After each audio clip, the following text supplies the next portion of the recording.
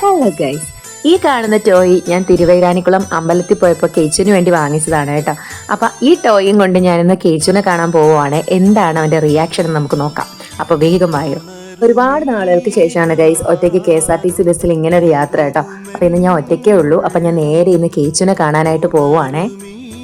അങ്ങനെ സ്റ്റോപ്പ് എത്തി ഗൈസ്. അപ്പൊ പോണ വഴിക്കാണ് ഈ ഒരു കാഴ്ച കണ്ടത്. എനിക്ക് ഭയങ്കര ഇഷ്ടമാട്ടോ. ഈ നെല്ലിക്ക ഇങ്ങനെ ഉപ്പിലിട്ട് വെച്ചിരിക്കുന്ന കാണുമ്പോൾ എന്നിങ്ങനെ അത് മാടി വിളിക്കുന്ന പോലെ തോന്നും.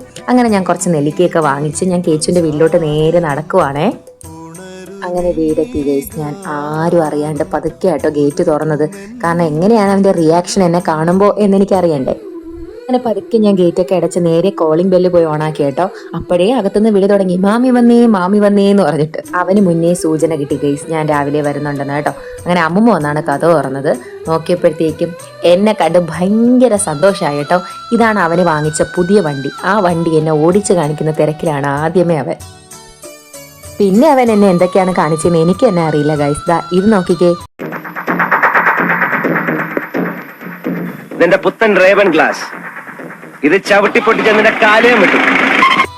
അങ്ങനെ ഞാൻ വാങ്ങിക്കൊണ്ടുവന്ന നെല്ലിക്ക അവന് കൊടുത്തു കേട്ടോ. അപ്പൊ അത് സന്തോഷത്തോടെ തിന്നാൻ വലിയ എന്തോ സാധനമാണെന്ന് പറഞ്ഞ് അകത്തേക്ക് കൊണ്ടുപോയിട്ടുണ്ടേ. പിന്നെ ഇതാണ് ഗൈസ് അവന്റെ പുതിയ വാട്ടർ ബോട്ടിൽ. ഇനിയിപ്പോ ഉടനെ അവനെ അങ്കമാടി കൊണ്ടാക്കും.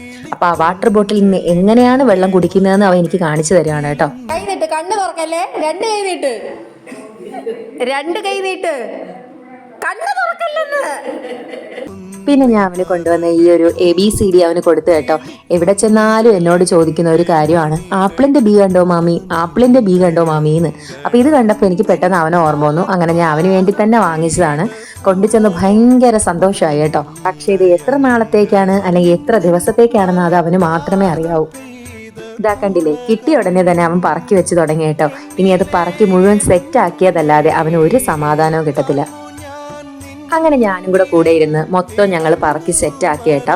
ഇത് കൊള്ളാം ഗൈസ്. കുഞ്ഞുങ്ങൾക്ക് ആ ഒരു ആ സിസ്റ്റമാറ്റിക് ആയിട്ട് ആ ABCD ഒക്കെ പറക്കി വച്ച് പഠിക്കാനുള്ള ആ ഒരു കപ്പാസിറ്റി കൂട്ടുന്ന ഒരു സംഭവമായിട്ട് എനിക്ക് തോന്നി.